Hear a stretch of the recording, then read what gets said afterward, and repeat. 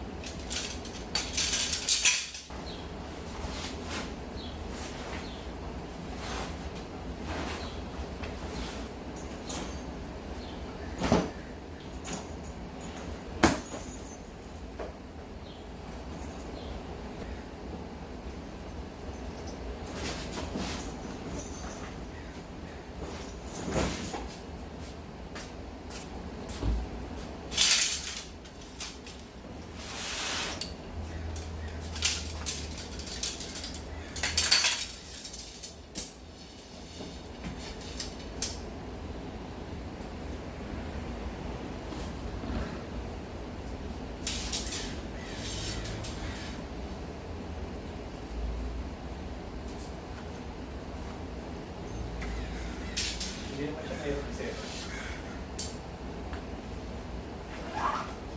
Gusto ko dito. Pag nasa loob ka na, madilim. Kahit umaga na, parang madilim pa rin.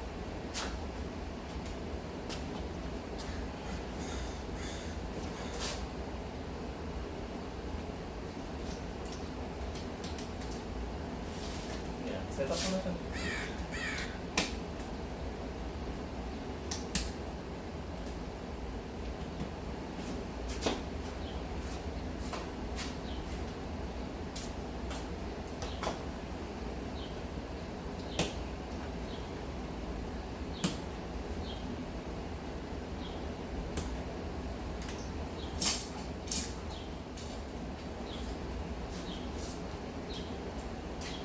So, dalawa yung tent ko. Isa to, Darshay. Tapos yung isa, yung Gazelle. Yung Gazelle nowadays, bihira ako nililitin. Kasi usually naman pag nagkakakto ko ngayon, solo na. Solo na. Nung bata pa yung mga ako, wala silang choice. Hindi sumama. Nowadays, wala. Mga teenager na sila.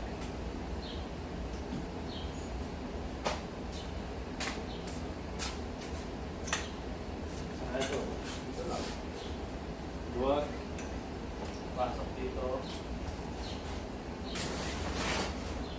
Balance sa kabila. Tapos, stretch mo. Tapos lock. Ganyan lang.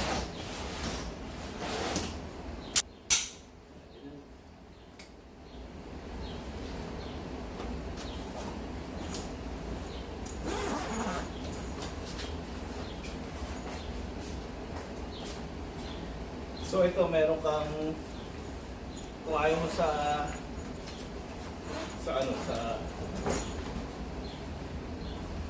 baba, like sa ground, may nabibiling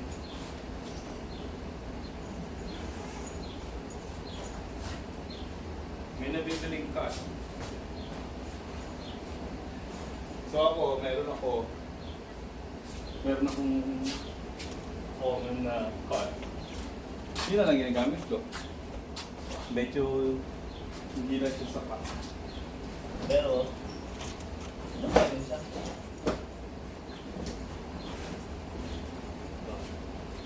Tingnan mo, maluwag.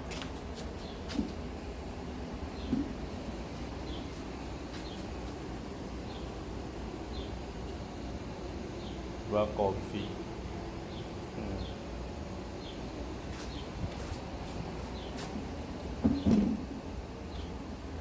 So, ganyan ang setup.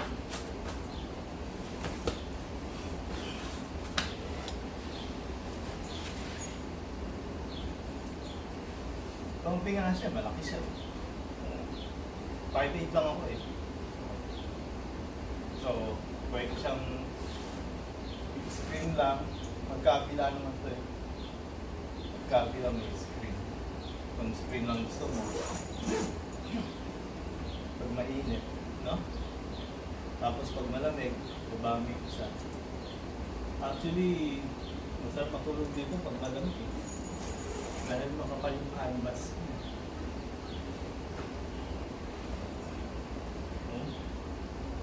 Makapal yung canvas niya. Maganda yung quality niya. See?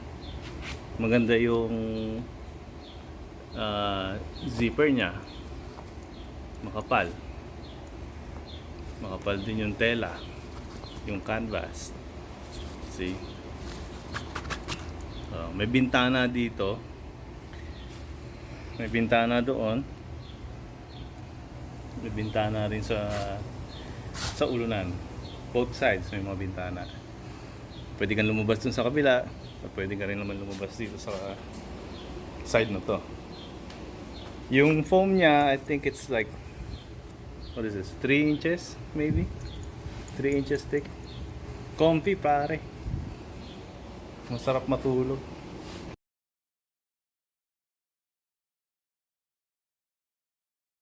So nung sa Forerunner, yung 27 inches, ganyan lang yun. 27 inches wide. And this one is wider. So sa Forerunner, pag natutulog ako doon,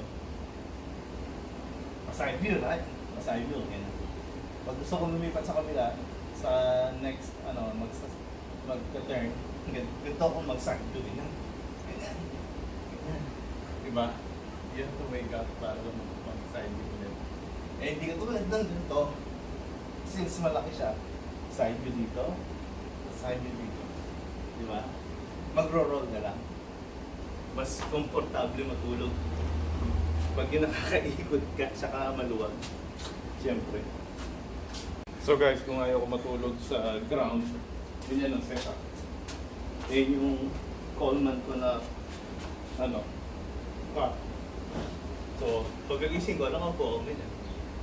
Ang ayaw ko lang dito sa cot na to, medyo, nahirap i-set up. Oh my God, struggle is real.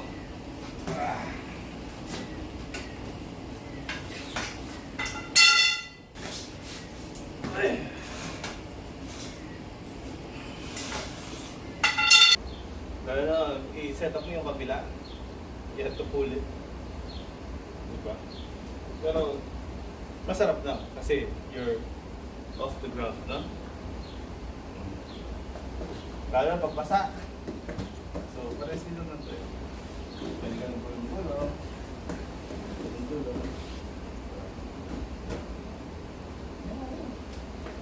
Yeah, itong favorite setup ko. Kanina nga, sabi ko, di ba? Mayroong binibenta ang Darshay na para talaga sa swab na to.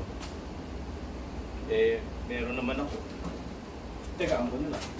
Hey, Darcy, maybe you can replace my cot to support the small channel. So, primary kong ginagamit pag nagka-camping, primary kong tulugan is sa Forerunner. Lalo na pag hindi ko alam hindi ko sigurado yung place, gano'n, then I'll sleep sa Forerunner. Saka, siyempre, yung safety pa. Tsaka, pag may nangyari, mabilis kang, ready na yun eh. Bago ko set up ako. Siguro may iwan lang yung mga table, yung mga pero may importante gamit nasa loob ng Forerunner. So yun, para kung may issue, mabilis ka makakaalis. So mga guys, bukas yung Darshay. Kabilaan, see-through. Tapos, yung bintana. Yan. Yung cover kanina, tapos yung screen. Tapos, pwedeng mabuksan yung screen. O pag tinignan mo dito sa kabila, bukas yung screen. Diba? Maraming plenty of air. Tapos pwede mo siya i-set up na ganyan para bukas din siya. Kita mo? Ayan yung bintana.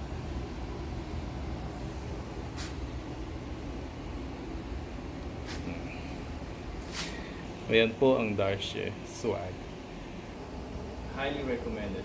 Great product. Okay guys, bye.